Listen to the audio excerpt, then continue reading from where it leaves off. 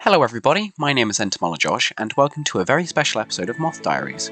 I originally did not plan for this to be a very special episode, only a slightly special episode. However, I noticed that on the way back from this location that we had reached 50 subscribers, and so I would like to make this video as a little celebration of that. Thank you to everyone who has watched and supported this channel, it really does mean a lot. And if you haven't subscribed already, please consider doing so. Anyway, the slight speciality of this episode comes from the fact that we are setting up the moth trap in Knepp Rewilding Estate. For those who aren't familiar with Knepp, it is a 3,500 hectare area of land that used to be a farm until the early 2000s, at which point it was turned into a rewilding conservation project. Since 2009, there have been a number of conservation successes, including being home to breeding nightingales, turtle doves, peregrine falcons, ravens, red kites, sparrowhawks, lesser spotted woodpeckers, skylarks, house sparrows, and yellowhammers, the UK's largest breeding colony of purple emperors and other rare insect species such as the violet door beetle and the scarce chaser dragonfly. In terms of moths, the most important group, of course, there have been 527 species recorded, including declining species such as the dusky thorn, figure of 8, cinnabar, and ghost moth. Additionally, nationally rare species such as the rush wainscot, slow carpet, red-tipped clearwing, and hedge cosmate have been recorded. Before we actually get into the video, I would like to give a huge thanks to 3 people in particular. Firstly, I would like to thank Rachel Knott of the Knepp Estate for actually letting us set up this trap. Without her permission, none of this would have been possible. I would also like to thank my 2 friends, Matthew England, for having this idea in the first place and for letting me stay the night at his house, and also David King of David King Wildlife on YouTube for massively upping the production quality of this video with their very nice video camera and microphones and GoPro. And of course, both of them for coming along with me. And finally, I would like to give a huge, massive, really big thank you to my 50 subscribers and to anyone else who watches these videos, because it really does mean a lot and does make it all worth it. Now, without further ado, let's see what we caught. Hello everyone, my name is Josh. Welcome back to part 2 of 1 of Moth Diaries in Knepp Rewilding Estate. Today I'm joined by David King of David King Wildlife and Matthew. That's it. Very happily, I can actually see a couple moths. We've got this one right here. Could you come film this moth for me, please? Thank you. Where is the big one? This one right here. I don't know what that is.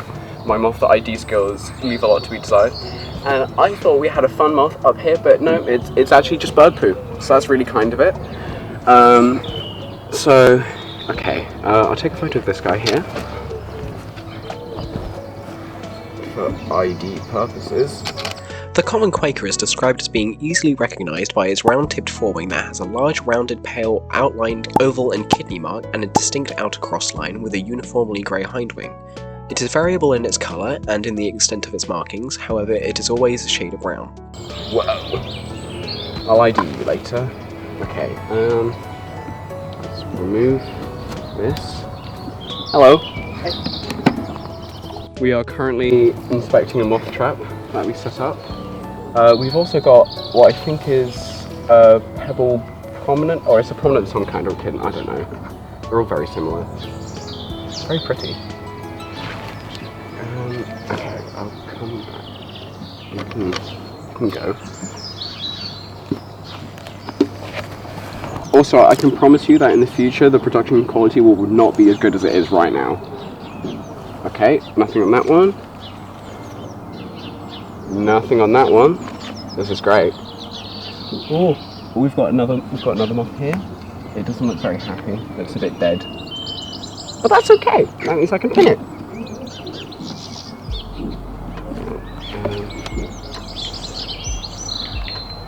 You are very cool. I like you.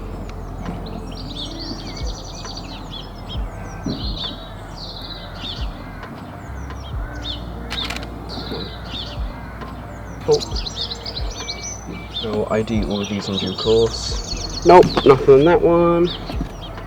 Nothing on that one. Okay, we've got 3 moths so far. That's okay, because all of them are new species as far as I'm aware, or new species for me. Okay. Now it's ID time, everyone's favourite time. Are you two the same? I'll ID you first.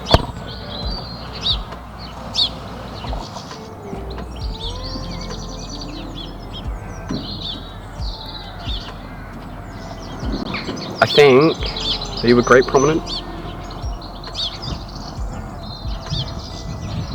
You look rather great. 183. Great prominent. Yep. Distribution map lines up. Late April to early June. Yep. Sounds good. Males regularly come to light. Yep. Habitat broadleaf woodland. Hedgerows and gardens. I'm going to say that is a great prominent. The Great Prominent is described as having a complex grey colouring with a dull yellow and brown marbling throughout. It has streaking on its forewing which gives the appearance of a distinctive greenish tint.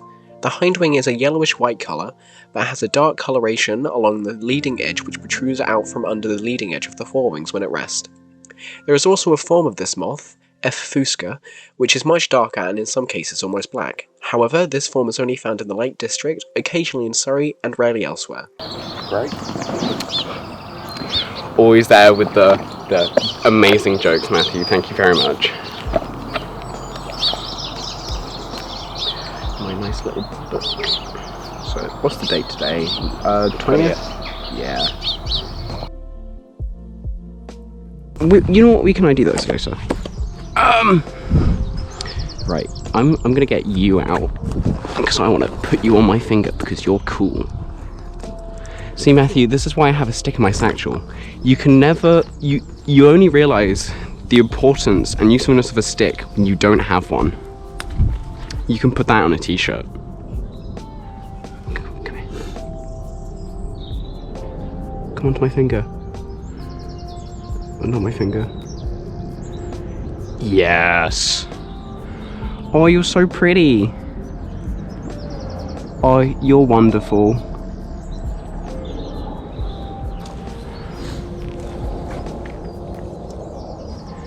Some could call that a great prominent.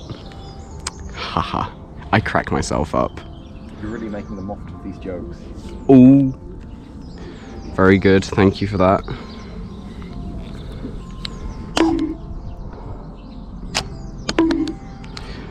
I'm sure the GoPro footage is going to be amazing. Oops. Okay, I'm going to let you be free. You did it! Now it's time for you.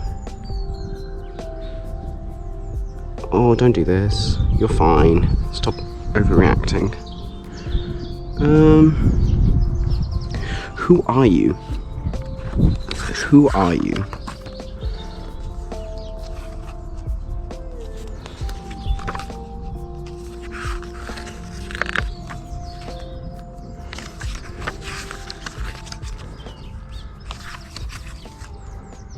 You rustic?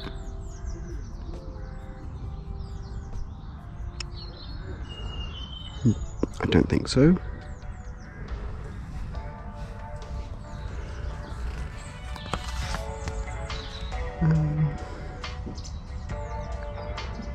This may take a while. It's April, not May yet.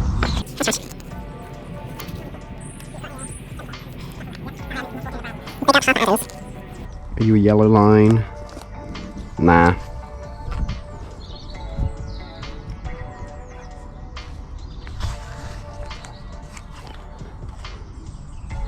Oh, you're a common Quaker. Wow. What exciting stuff. There you go. You can be there. What's your name? Orthosius Sarassi.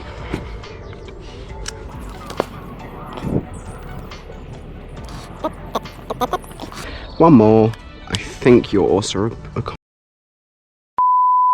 Hello again, welcome to part 3 of 1 of Moth Diaries and Knepp Rewilding Estate. We did have one on the egg box. I'm not sure what it is. I think it's, I'm going to say some kind of kitten, very small one. I will ID it off camera so you don't have to watch me spend another 5 minutes looking through the book. But I will put this in post, don't you worry. The early grey is described as having an ashy grey forewing that is rough in appearance and marbled with a blackish grey colour. The diagnostic pattern is the oval and kidney marks on the forewing, which are pale, along with a second oval mark which is joined to the first, and in most cases also to the kidney mark. The early grey is generally quite dark, although it can vary. For example, some specimens may have a pinkish flush along the margins of the wing, though sometimes all over as well.